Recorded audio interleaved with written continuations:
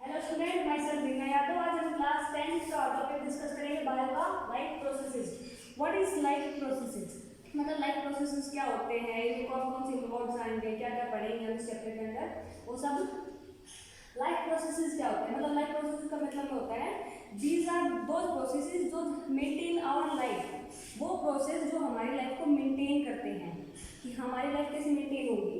Like as breathing, respiration, nutrition, excretion, circulation, ये सब processes हैं जो हमारी लाइफ को मेंटेन करते हैं, हमारी ग्रोथ को मेंटेन करते हैं कि हम कैसी लाइफ जी रहे हैं। ठीक है, तो इसका अब आप ये बताइए मुझे कि हम कैसे डिफरेंशिएट करेंगे कि कोई बंदा जी लाइव है, मतलब कोई जी रहा है, ये कैसे देखा जाएगा।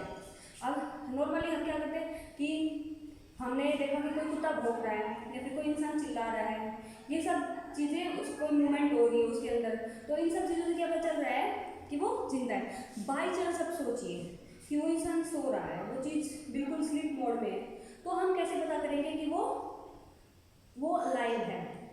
उसकी ब्रीदिंग से, उसके सांस लेने के तरीके से हम ये पता कर लेते हैं कि वो उसमें कोई मूवमेंट हो रही है, मतलब वो जिंदा है, मतलब वो लाइव है। प्लांट में कैसे मूवमेंट होती है? प्लांट में हम लोग कहते थे कि ग्रीन, अगर उसका कलर ग्रीन है तो वो लाइव है। बट लाइव अगर कोई प्लांट, बहुत सारे प्लांट्स हैं जो ग्रीन कलर के नहीं होते, तब हम कैसे पता लगेगा कि वो जिंदा है? इसके लिए थोड़ा टाइम लगता है, उसकी ग्रोथ देखनी पड़ती है। अगर उसको ग्रोथ कर रहा है टाइम बाय टाइम, तो वो लाइव है। अगर वो ग्रोथ नहीं कर रहा तो थोड़े दिन बाद उसकी डेथ हो जाएगी। ठीक है, तो ऐसे हम पता करते हैं। बट अगर हम एक बहुत हाई लेवल पर जाते हैं तो मतलब हमारी बॉडी मूवमेंट्स का कोई रीज़न नहीं रहता कि उनसे पता कर सकते हैं कि हम जिंदा हैं या नहीं। वायरसेस ऐसी चीज़ होती है, साइंटिस्ट ने बताया कि वो सेल्स में बिल्कुल इनएक्टिव फॉर्म में रहते हैं, बट वो फिर भी हार्मफुल होते हैं, मतलब वो लाइव हैं। तो वायरसेस ऐसे ही, मतलब बहुत सारी चीज़ें जिनके बारे में पता करते हैं कि चीज़ें लाइव हैं नहीं है, तो इसमें हम पढ़ेंगे। ठीक है, अब नेक्स्ट वन, अब लाइफ प्रोसेसेस हम कैसे पता करेंगे? Like what is the life processes? क्या होता है लाइफ प्रोसेस? लाइफ को मेंटेन करने के लिए हमें बहुत सारी चीज़ों की जरूरत होती है, एनर्जी की जरूरत होती है। तो एनर्जी कहाँ से आती है? ये एनर्जी कहाँ से आती है? अगर हमारी ग्रोथ हो रही है, रेस्पिरेशन हो रहा है, सब चीज़ों में एनर्जी की जरूरत होती है। तो रिक्वायरमेंट कहाँ से पूरी होती है? फूड से। जो फूड हम इनटेक करते हैं, किस टाइप के फूड से? कार्बन के फूड से, क्योंकि अर्थ ऑलमोस्ट किससे बनी हुई है? कार्बन। मेजर प्रोडक्ट कौन सा है यहाँ? कार्बन। तो हमारे जो फूड इनटेक करते हैं वो भी कॉम्प्लेक्स कार्बन के कंपाउंड्स होते हैं। ठीक है, तो अगर हम क्या करेंगे कि हमारी जो एनर्जी जाएगी फूड के रूप में, वो किस में जाएगी? मेनली किसके फॉर्म में जाएगी? ग्लूकोज की फॉर्म में, कार्बोहाइड्रेट्स की फॉर्म में, मतलब वो कॉम्प्लेक्स कार्बन की ही फॉर्म में जाएगी। इन फॉर्म्स को कैटालाइज करने के लिए हमें कैटालिस्ट की जरूरत होती है, जिनको बोलते हैं एंजाइम्स। ठीक है, नेक्स्ट, अब हमने वो एनर्जी यूज़ किया, वो एनर्जी रेस्पिरेशन। अब हमें सांस लेना है, ये कैसे पता चलेगा कि हम भाई रेस्पायर कर रहे हैं? तो एनर्जी यूज होती है रेस्पिरेशन में, ऑक्सीजन की फॉर्म में। ठीक है, हमने फूड लिया, वहाँ वो एनर्जी, अब उस फूड को क्या होगा? उस फूड का बहुत सारे मेटाबॉलिक प्रोसेसेस में यूज होगा। ठीक है, तो कहाँ यूज़ कर रहे हैं हम उसको? पहले रेस्पायरेशन यूज़ कर रहे हैं, फिर हम सांस ले रहे हैं, इसमें भी एनर्जी यूज हो रही है, तो हमारा फूड है वो कंज्यूम हो रहा है। ठीक है, नेक्स्ट वन, कि भाई समटाइम्स ये होता है कि सिंगल सेलुलर ऑर्गेनिजम्स में क्या होता है कि ये चीज़ें एक ही सेल में होती हैं कि रेस्पिरेशन भी होगा, फूड इनटेक भी करेगा, वो एक्सपायर भी करेगा वो वेस्ट मटेरियल्स को। ठीक है, तो ये सिंगल सेलुलर होता है। बट लाइक अमीबा आप देखोगे कि वो सिंगल सेलुलर ऑर्गेनिज्म है और वो अपने एक सिंगल सेल से फूड को इनटेक भी करता है, उसको यूज भी करता है, रेस्पायर भी करता है, एंड देन उसको एक्सक्रीट भी कर देता है उसी सिंगल सेल की फॉर्म में। बट जब हम आगे बढ़े तो हमें मिला मल्टी सेलुलर ऑर्गेनिजम्स। उनकी जो ऑर्डर था वो कॉम्प्लेक्स हो गया, तो हमारे सब चीज़ों का जो मतलब सब जितने भी डिपार्टमेंट थे उनका सबका स्पेशलाइजेशन हो गया कि पर्सनल ऑर्गन पर्सनल काम करेगा। ठीक है, तो ऐसे ही वेस्ट मटेरियल को अब हमने देखा, जब ऑर्गन्स का कॉम्प्लेक्सिटी बढ़ी तो हमने क्या किया? ऑक्सीजन को यूज़ किया, कार्बन डाइऑक्साइड को यूज़ किया, तो इनके बाय प्रोडक्ट्स निकले जो हमारी बॉडी के लिए हार्मफुल्स थे। ठीक है, तो इनको एक्सक्रीट करने के लिए हमें एक्सक्रीशन की जरूरत हुई। तो ये सब चीज़ें, मतलब सर्कुलेशन, हमारी जो बॉडी हमने एनर्जी इनटेक की थी उसको एब्जॉर्ब करके उसको डिफरेंट पार्ट में सर्कुलेट करना, ये सब सर्कुलेटरी सिस्टम का काम है। तो ऐसे ही हमारी बॉडी में बहुत सारे फंक्शंस होते हैं, मल्टी सेलुलर ऑर्गेनिज्म में भी और सिंगल सेलुलर में, ताकि उनसे हमारी बॉडी की मेंटेनिंग चलती है, लाइफ प्रोसेसेस हमारे काम करते हैं। Next one is nutrition. Nutrition क्या होता है भाई? न्यूट्रिशन का मतलब होता है कि जो फूड हम इंटेक कर रहे हैं वो कैसे फॉर्म में कैसे इंटेक किया जाएगा, कैसे काम करेगा, वो हमारी बॉडी में एनर्जी कहाँ से आएगी। जो फूड हम खाते हैं उससे एनर्जी आती है, ठीक है। How organism gate their food, organism अपना फूड कैसे मिलता है उन्हें अपना फूड। मेनली क्या होता है कि जो हमारी अर्थ है वो किससे बनी है? कार्बन से, ठीक है। तो जो मेन फॉर्म होगी कुछ जो ऑर्गेनिजम्स हो क्या करते हैं कि जो कार्बन डाइऑक्साइड और वाटर इनऑर्गेनिक फॉर्म में डायरेक्ट इनऑर्गेनिक फॉर्म को अपने मतलब फूड के रूप में इंटेक कर लेते हैं। लाइक एज जो हमारे ऑटोट्रॉप्स हैं, प्लांट्स हैं, वो क्या करते हैं? कार्बन डाइऑक्साइड एंड वाटर को क्या करते हैं? डायरेक्ट इंटेक करते हैं in presence of sunlight, in presence of chlorophyll. But कुछ ऑर्गेनिजम्स हैं वो क्या करते हैं कि जो हमारे कॉम्प्लेक्स फॉर्म है like carbohydrate forms, protein forms, इनको ऑर्गेनिक फॉर्म्स को इनऑर्गेनिक फॉर्म में चेंज करते हैं बाद में, ठीक है, और एनर्जी यूज करते हैं इससे। इनको क्या बोलते हैं? हेटेरोट्रॉप्स। हेटेरोट्रॉप्स मेनली किस पे डिपेंड होते हैं? किसके प्रोडक्ट पे डिपेंड होते हैं? प्लांट प्रोडक्ट पे। हमेशा ये हेटेरोट्रॉप्स प्लांट प्रोडक्ट पे डिपेंड करते हैं। अब ऑटोट्रॉपिक न्यूट्रिशन पढ़ेंगे। ऑटोट्रॉपिक न्यूट्रिशन क्या होता है? ऑटोट्रॉपिक न्यूट्रिशन स्किन में होता है। ऑटोट्रॉपिक न्यूट्रिशन होता है फंगी, प्लांट और सम बैक्टीरियाज में, ठीक है। इसमें क्या होता है कि ये लोग अपना जो फूड है वो द प्रोसेस ऑफ फोटोसिंथेसिस की हेल्प से ये अपना फूड बनाते हैं एंड देन उसको यूज़ करते हैं। क्या होता है इसमें कि सनलाइट की प्रेजेंस में कार्बन डाइऑक्साइड एंड वाटर, ठीक है, सनलाइट की प्रेजेंस में कार्बन डाइऑक्साइड और water in presence of chlorophyll. Chlorophyll किसमें प्रेजेंट होता है? ग्रीन प्लांट्स में, ठीक है। क्लोरोप्लास्ट के अंदर क्लोरोफिल प्रेजेंट होता है और ये क्या बनाते हैं? ये कार्बोहाइड्रेट का एक फॉर्म बनाते हैं, प्लस में ऑक्सीजन बनाते हैं और वाटर बनाते हैं। इस प्रोसेस को क्या बोलते हैं? फोटोसिंथेसिस, ठीक है।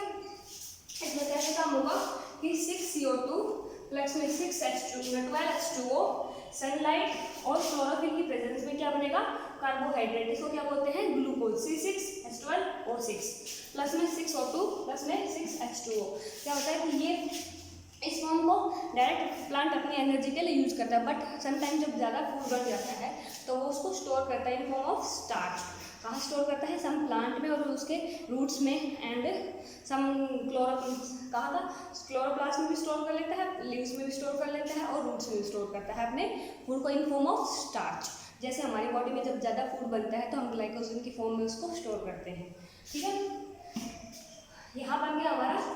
यहाँ जो ऑक्सीजन की वॉल होती है वो इन्वायरमेंट में चले जाते हैं जिसको हम यूज करते हैं, ठीक है। अब जो फोटोसिंथेसिस का प्रोसेस होता है वो कैसे होता है कि absorption of light energy by chlorophyll. Chlorophyll कहाँ प्रेजेंट है? अब देखिए, अब एक नॉर्मली हम लोग लीफ का स्ट्रक्चर बनाएंगे तो क्या होता है? इसमें मिड लीफ होती है, ये लामिना है,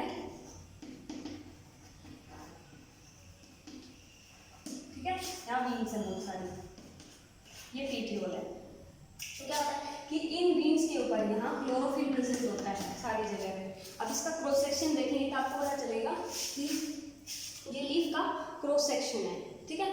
तो क्या होगा कि जो लीफ है इसके ऊपर सनलाइट गिरी, जैसे सनलाइट गिरी इसने अब्जॉर्ब की sunlight and light energy by chlorophyll.